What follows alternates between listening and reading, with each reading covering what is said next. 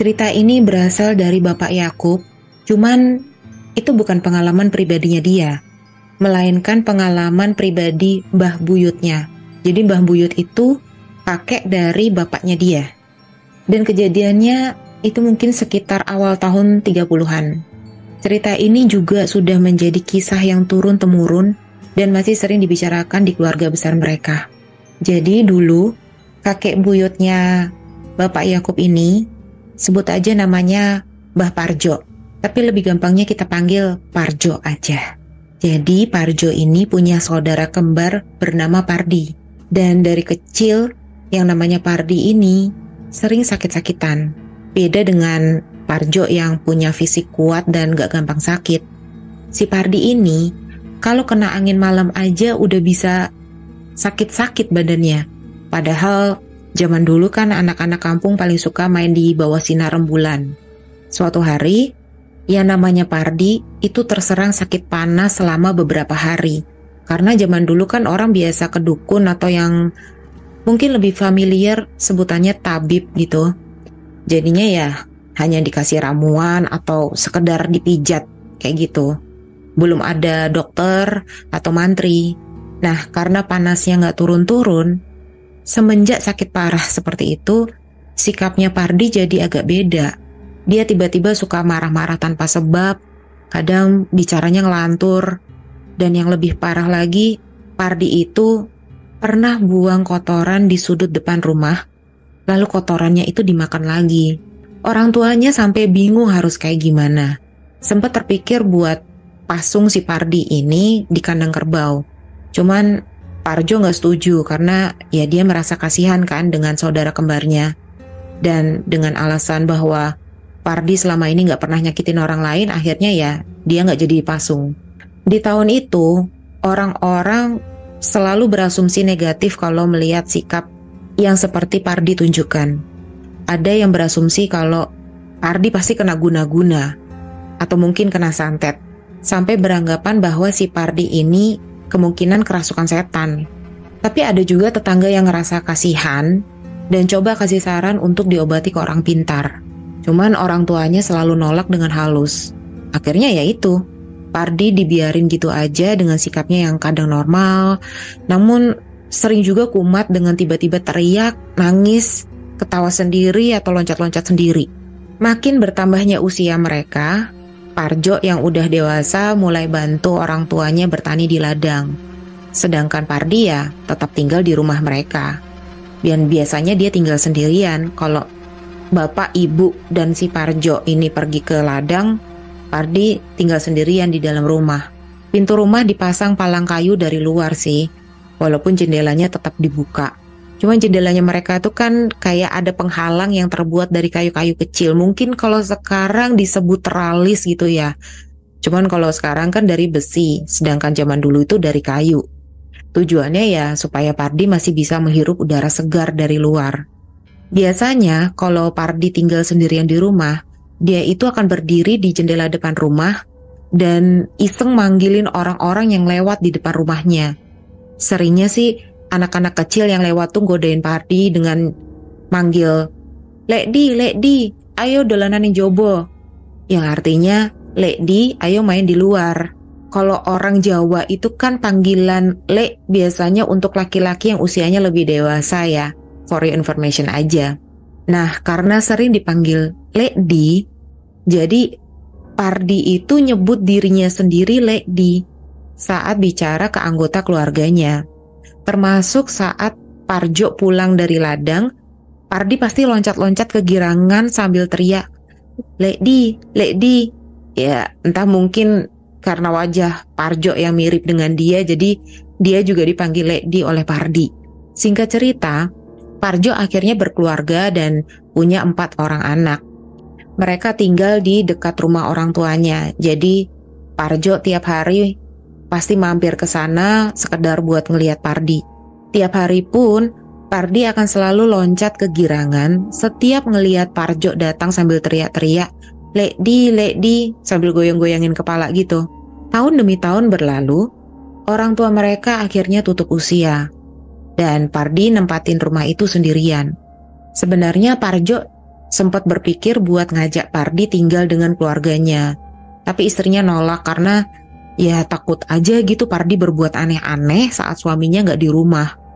Maklumlah, istrinya itu kan nggak ikut bantu di ladang, jadi istrinya tuh modelan ibu rumah tangga yang stay di rumah aja gitu. Ya terpaksa Parjo menurutin apa kata istrinya ya. Ya paling dia datang buat ngeliat Pardi di pagi hari sebelum ke ladang dan sorenya sepulang dari ladang. Entah mungkin karena kesepian atau sering teringat orang tuanya, kondisi Pardi ini makin lama makin aneh. Yang biasanya ceria saat ada Parjo, jadi pendiam dan sering ngelamun. Apalagi semenjak istrinya sakit, otomatis Parjo harus lebih perhatian ke istrinya.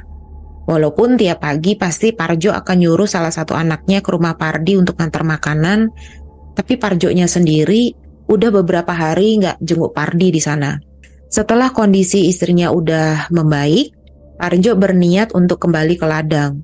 Ya seperti biasa, Parjo bawa peralatan tani dan beberapa bungkus makanan untuk Pardi. Begitu masuk ke pekarangan, Parjo agak heran dengan kondisi rumah yang sepi dan semuanya tuh tertutup, jadi pintu depan, jendela terkunci dari dalam. Waktu Parjo jalan ke belakang, dan untungnya pintu belakang itu nggak terkunci.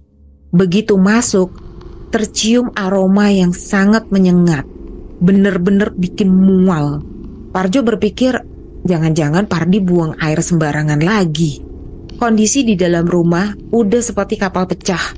Kursinya terbalik, meja bergeser dari tempatnya, lemari kaca terbuka, dan isinya sebagian itu ada di tanah.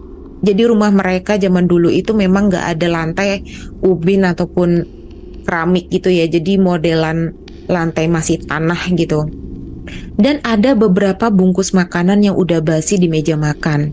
Itu artinya Pardi udah beberapa hari gak makan. Paniklah si Parjo. Lalu dia lari masuk ke dalam kamar buat cari Pardi. Tapi Pardi nggak kelihatan di sana. Tapi sewaktu Parjo coba buka lemari pakaian di dalam kamar itu, entah mungkin ada yang menuntun dia buat ngelakuin itu ya. Parjo ngeliat kembarannya itu sudah ngeringkuk kaku dalam kondisi jasad yang udah mulai membusuk. Sepertinya dia udah beberapa hari lalu meninggal.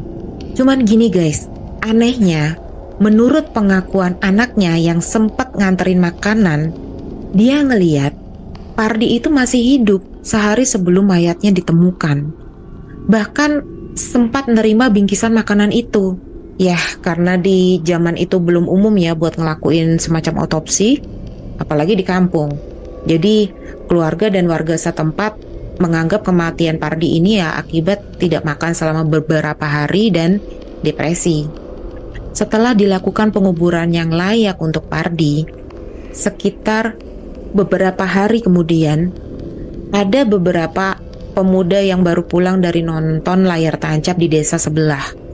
Biasanya kan kalau layar tancap itu mulainya dari jam 10 sampai jam 2 tengah malam. Sewaktu ngelewatin rumah Pardi, mereka lihat ada cahaya lilin dari dalam rumah yang semenjak kosong itu selalu dalam keadaan gelap. Zaman dulu kan memang belum ada listrik masuk desa gitu ya. Jadi setiap rumah itu hanya menggunakan penerangan petromak atau lilin di malam hari. Kalau masih ada penghuni rumah yang terjaga. Nah, kalau seisi rumah itu sudah tidur, pasti mereka akan matiin semua lilin dan rumahnya akan tampak sangat gelap. Pemuda-pemuda ini mendengar ada suara berat bergumam dari dalam rumah Pardi. Karena khawatir ada maling atau ada orang gila yang masuk sembarangan ke rumah kosong, mereka berniat untuk mengintip ke dalam. Rumah Pardi ini kan memang terbuat dari kayu, dan khasnya kalau rumah-rumah dari kayu itu pasti ada kayak celah kecil gitu kan, di mana orang bisa ngintip. Begitu mereka berhasil ngelihat ke dalam rumah, mereka langsung lari ketakutan karena mereka lihat di salah satu kursi kayu yang ada di ruangan itu duduk sosok Pardi berbalut kafan yang terus bergumam, "Lekdi, Lekdi, Lekdi." Rinding. Pernah juga ada salah satu warga desa di sana, namanya Lek Supri. Yang malam-malam tuh dia kebelet pup. Nah, kakus di desa itu kan kakus umum ya, yang terbuat dari zaman dulu tuh kayak semacam anyaman rotan, setinggi kurang lebih 100 meter gitu, dan ada kurang lebih 5 bilik berjajar. Dan umumnya tuh nggak ada atapnya gitu, jadi kalau misalnya mau buang air ya udah tinggal jongkok aja.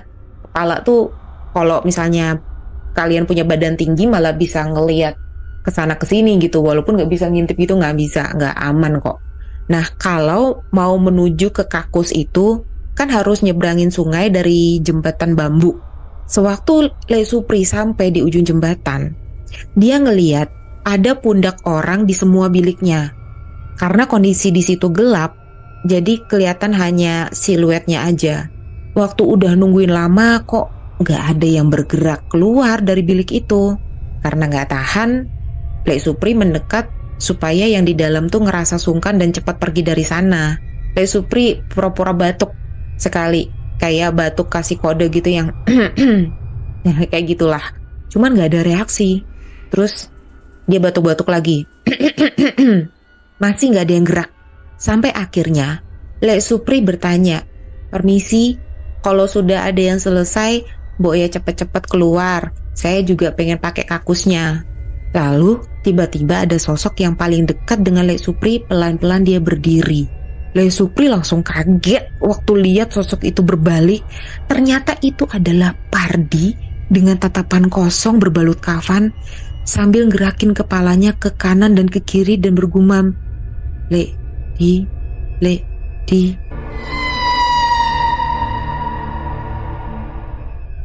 Lalu disusul dengan sosok-sosok yang lain. Kalian ingat kan ada sosok-sosok lain di bilik itu yang mirip Pardi dan ngelakuin gerakan yang sama. Rumor tentang Pardi yang bergentayangan jelas cepat nyebar di kampung itu. Dan itu bikin keluarga Parjo ya jelas nggak nyaman ya. Karena dari Parjo sendiri yakin kalau itu hanya jin yang sengaja nyerupain seseorang buat nakut-nakutin. Karena gini, Parjo sendiri yang adalah saudara kembarnya Pardi itu nggak pernah justru didatangin sosok Pardi ini.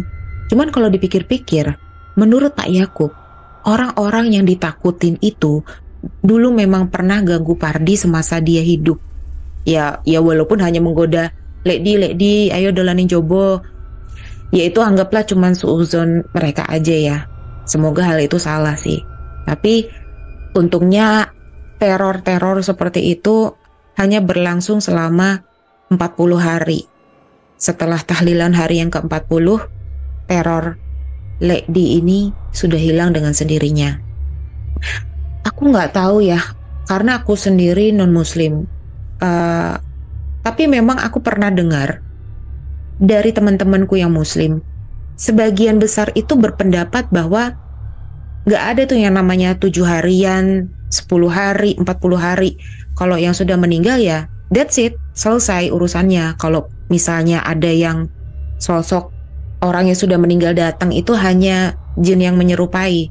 Tapi ada juga yang berpendapat bahwa mereka percaya selama 40 hari arwah orang yang meninggal itu belum lepas dari dunia manusia. Jadi mereka masih bisa mendatangi anggota keluarganya, atau mereka masih bisa mendatangi sahabat-sahabatnya gitu.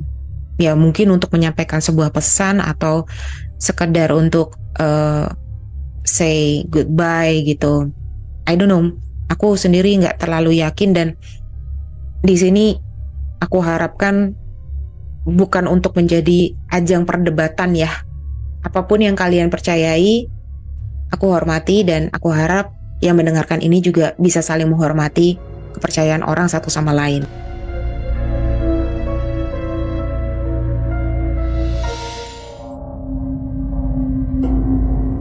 Kamu punya pengalaman horor? Kirim ceritamu ke podcast.ceritahoror@gmail.com.